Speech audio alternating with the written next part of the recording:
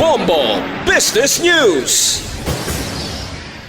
Kabombo nagsaka na sa masobra 19 trillion pesos ang kabugusan nga utang sang gobyerno sang Pilipinas as of June 2026. Base sa data sa Bureau of Treasury, naglabot sa 19.07 trillion pesos ang utang sang gobyerno nga mas mataas sang 2.8% ipanggid sang Mayo kag 10.4% ipanggid sa kapareho nga bulan sang nagligad nga tuig.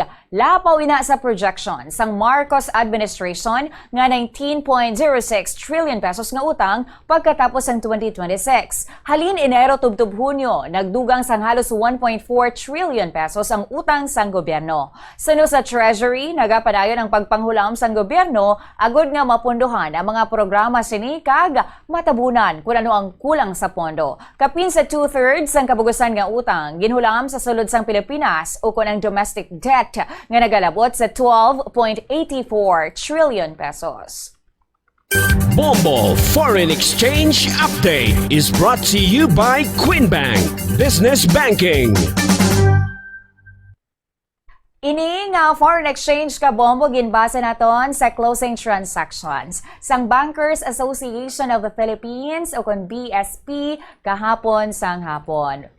Kag-abuman sa Bankers Association of the Philippines sa Kunbab kag Bangko Sentral ng Pilipinas. Kahapon sang hapon, magabalik ang transaksyon sa bunga aga. 61 pesos and 56 centavos ang baylo sang isa ka US dollar. 7 pesos and 84 centavos ang baylo sang isa ka Hong Kong dollar. 47 pesos and 71 centavos ang Singapore dollar. 16 pesos and 38 centavos ang Saudi Real kag 70 pesos and 49 centavos ang baylo sang isa ka euro.